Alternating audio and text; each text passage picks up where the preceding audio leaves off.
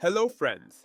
In today's video, I'll show you how to check Singapore visa status by passport number. So let's get started. First, open your Chrome browser and type MOM e-service in the search bar. Then click on the first link, e-services, Ministry of Manpower.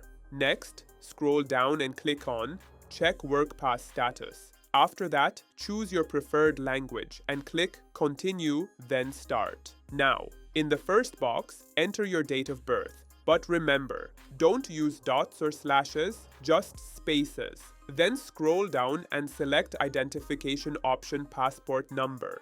Enter your passport number, solve the CAPTCHA, and click Submit. After a moment, you'll see your application result. If it says valid, that means your application has been approved. And that's it. You can check your S-Pass, Employment Pass, or Work Permit status easily using this method. If this video helped you, don't forget to like, share, and subscribe for more helpful tutorials.